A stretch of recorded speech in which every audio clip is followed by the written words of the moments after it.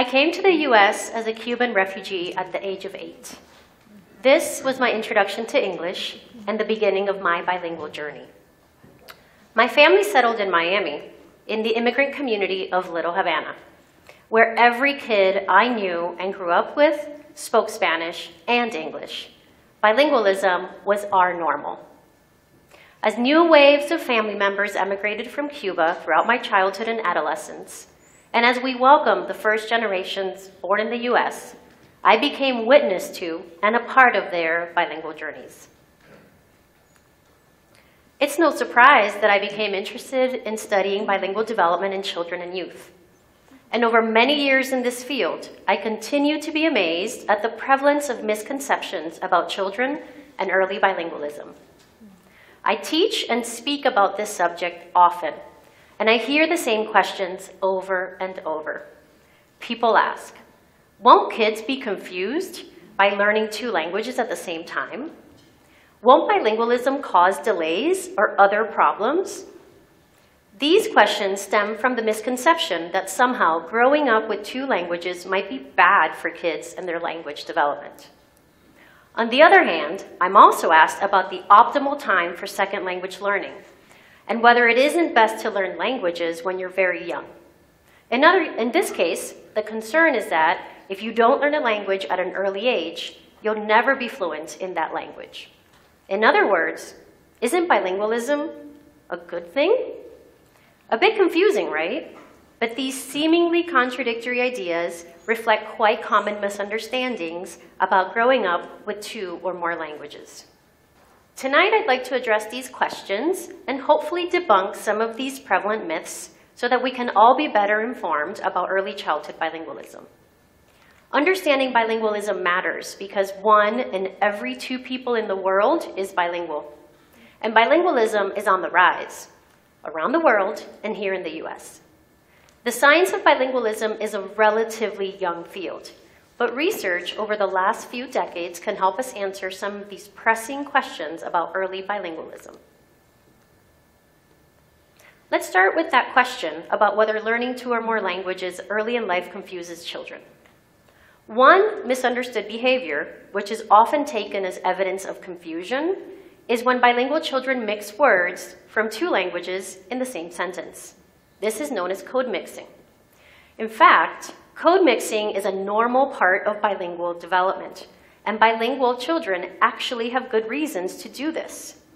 One reason some children code mix is that it happens frequently in their language communities. That is, children are just doing what they hear adults around them do. A second reason is that, just like monolinguals, young bilinguals are still building their linguistic resources. Similarly to how a monolingual 1-year-old might initially use the word dog to refer to any 4-legged creature, bilingual children also use their emerging language repertoire resourcefully. If a bilingual child does not know or cannot quickly retrieve a particular word in one language, she might borrow it from the other language. Rather than being a sign of confusion, code mixing can be seen as a path of least resistance and a sign of bilingual children's ingenuity. There's further evidence that bilingual children use their 2 languages rather strategically. Kids as young as 2 years old show some ability to adapt their language according to the language used by their conversational partner. This evidence suggests that young bilinguals are flexible and responsive language users. Another common myth relates bilingualism with language development problems, including language delays and even disorders. But research clearly shows that bilingual children are no more likely to have language difficulties, to show delays in learning, or to be diagnosed with a language disorder than monolingual children. Milestones of language development are comparable in all languages for monolingual and bilingual children alike. All children begin to babble at the same time, whether they're growing up with 1 or more languages. Like monolingual children, most bilingual children speak their first words around the age of 1 and can use 2-word phrases by the time they're 2. Families and educators' perceptions are often otherwise. Namely, they feel that children are behind due to their bilingualism, revealing an interesting disconnect from scientific findings. This is best illustrated when we look at young children's vocabulary. Because bilingual children's vocabulary is distributed across their languages, they typically know fewer words in each of their languages when compared to their monolingual counterparts. But this apparent difference disappears when you calculate bilingual children's conceptual vocabulary across both languages. That is, if you add together known words in each language, making sure not to double count cross-language synonyms, like perro and dog, then bilingual children know approximately the same number of words as monolingual children, and often they actually know more. And yet a third common myth about childhood bilingualism goes something like this. If a child does not learn a second language when she is very young, she will never be fluent in that language.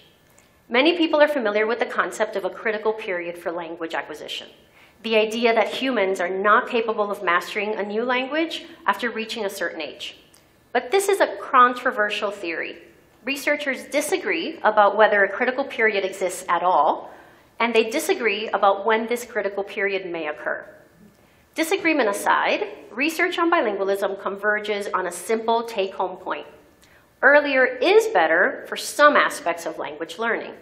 There may not be a sharp turn for the worse at any point in development, but there does seem to be a slow decline in some language learning abilities with age.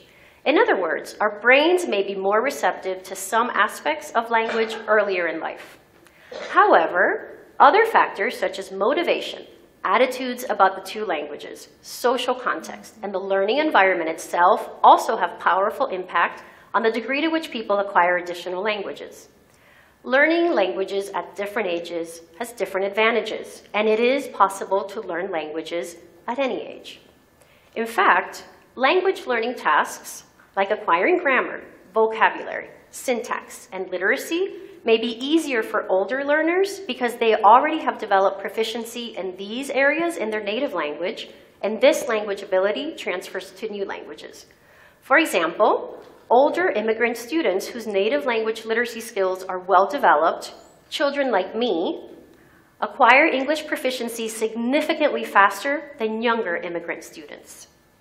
So in summary, does early bilingualism confuse, hinder, or inhibit language development?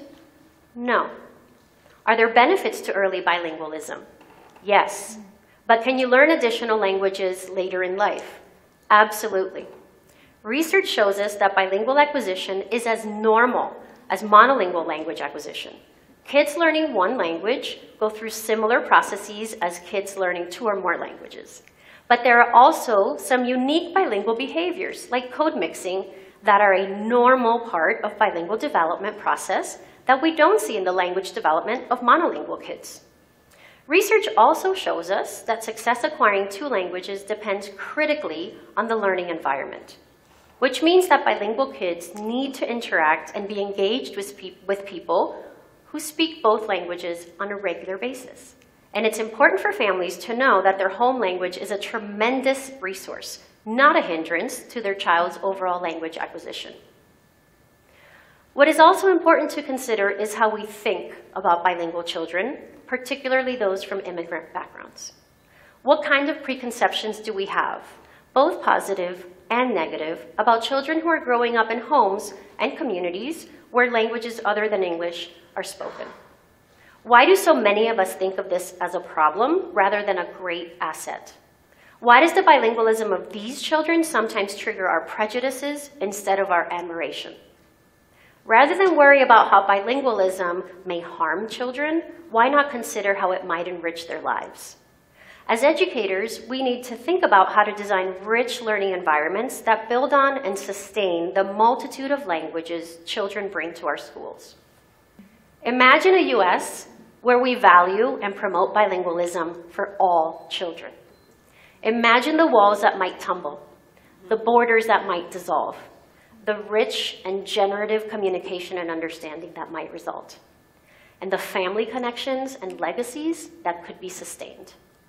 And what conditions would we have to create to make this a reality, to nurture and maximize every child's bilingual potential? That's a mighty and worthy goal for all of us to work toward. Thank you.